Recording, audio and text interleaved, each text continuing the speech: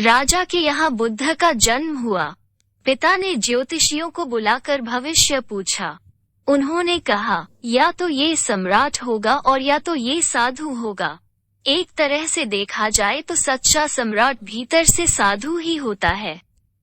जब ज्योतिषियों की भविष्यवाणी राजा ने सुनी तो वे घबरा गए कि मेरा बेटा साधु हो जाए।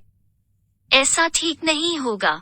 राजा ने पूछा, कोई उपाय बताएं, क्योंकि मैं चाहता हूँ कि राजा का पुत्र राजा ही बने। ज्योतिषियों ने कहा कि इसका लालन पालन व पूरा जीवन बड़ी सावधानी में बिताना होगा। अर्थात आपका पुत्र सिद्धार्थ कभी किसी बूढ़े व्यक्ति को न देखे, कभी किसी बीमार व्यक्ति को न देखे और कभी किसी मरे हुए व्यक्ति को न देखे। जब तक ऐसा होगा तब तक वे राजा ही बने रहेंगे। अगर ऐसा नहीं हुआ तो वे साधु बन जाएंगे।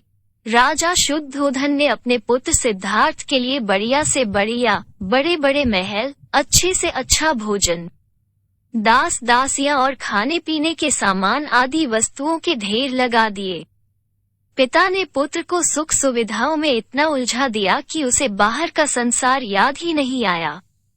शुद्धोधन ने समझ लिया कि अब इतने सुखों के आगे साधु बनने का प्रश्न ही उपस्थित नहीं होता।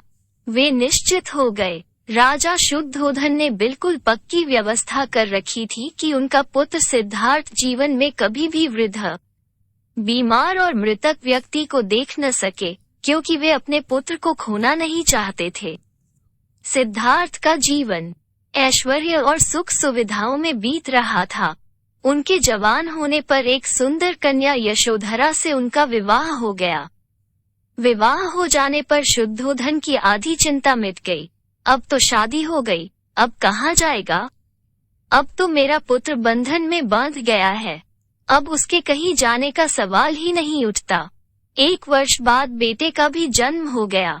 उसका नाम राहुल रखा गया।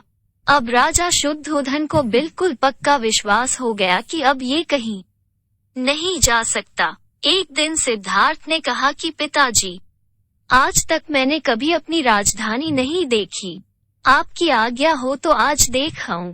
राजा ने कहा, हाँ हाँ, अवश्य जाओ, अपना शहर देख कर आओ। एक सारथी को भी साथ में भेजा गया कि जाओ राजकुमार को राजधानी घुमा फिरा कर लाओ। फिर भी राजा ने चाक चौबंद इंतजाम कर रखा था कि कहीं चूक न हो जाए। सिद्धार्थ के लिए राजधानी के प्रमुख मार्ग खूब सजाए गए थे, पर घूमते घूमते सिद्धार्थ ने थोड़ा उल्टा मार्ग ले लिया। वे उस मार्ग से गुजरने लगे जहां पर तैयारी नहीं थी और आज उनको बहुत आश्चर्य हुआ जब पहली बार उन्होंने एक बूढ़े आदमी को देखा, कमर झुकी हुई, पूरी चमड़ी में झुर्रियां पड़ी थीं। वो परेशानी और दुहक से बेहाल था। उसकी चाल बहुत धीमी थी। बूढ़े की झुकी हुई कमर को देखकर सिद्धार्थ को एक झटका लगा और सारथी से उन्होंने पूछा, क्या एक दिन मैं भी बूढ़ा हो जाऊंगा? सारथी ने कहा, हाँ राजकुमार, हर व्यक्ति के जीवन में 3 अवस्थाएं आती हैं, बचपन, जवानी और बुढ़ापा। एक दिन तुम भी बुढ़ापे की अवस्था में जाओगे। हे राजकुमार, ये संसार का नियम है, चाहे गरीब हो या अमीर, सबका शरीर शिथिल अर्थात बूढ़ा होता है। राजकुमार सोच में पड़ गया।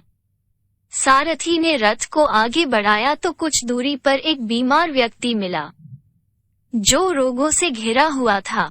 उस पीड़ित व्यक्ति को देखकर राजकुमार का मन बहुत ही दुखी हुआ। राजकुमार ने पूछा, इसको क्या हुआ है? सारथी ने कहा, यह व्यक्ति बीमार है, इसलिए ये कराह रहा है। इस संसार में दुख और सुख दोनों हैं। यह अपने अपने भाग्य की बात है कि कोई दुखी है और कोई सुखी है। क्या मैं भी कभी बीमार हो सकता हूँ? सारथी ने कहा, आप यह विचार अभी छोड़ दें। समय बड़ा बलवान होता है। ये सारी बातें कर्मों पर निर्भर करती हैं, चाहे राजा हो या रंक। सुख दुख सब पर आते हैं। अगर शरीर में कोई रोग आना है तो वो आएगा। ये सब सुनकर राजकुमार सोच में पड़ गया। सारथी ने रथ को कुछ आगे बढ़ाया तो सामने से 4 कंधों के ऊपर एक अरथी को जाते हुए देखा। राजकुमार ने ऐसा पहली बार देखा था। उसने सारथी से पूछा, यह क्या है? यह आदमी मर गया है? यह मुर्दा है। जो व्यक्ति मर जाता है उसको बांधकर शमशान भूमि में ले जाते हैं, फिर वहां पर उसे जला दिया जाता है। राजकुमार ने कहा, क्या सबको मरना पड़ता है? हाँ, सबको मरना पड़ता है। यह मृत्यु लोक है। जो जन्म लेता है उसे कभी न कभी अवश्य ही मरना पड़ता है। तो इसका मतलब ये हुआ कि ठीक इसी तरह से एक दिन मुझे भी मरना होगा। मेरी देह भी मुर्दा होगी और मुझको भी 4 कंधों पर उठाकर ले जाया जाएगा। मुझको भी ऐसे ही रस्सियों से बांधा जाएगा। मेरे भी आगे पीछे घर के सदस्य रोएंगे, तड़पेंगे और जिस संसार को मैंने इकट्ठा किया है वो सारा का सारा मुझसे छूट जाएगा। इसका मतलब ये हुआ कि क्या एक दिन मैं भी मर जाऊंगा? क्या एक दिन यशोधरा भी मर जाएगी? क्या एक दिन मेरा राहुल भी मर जाएगा?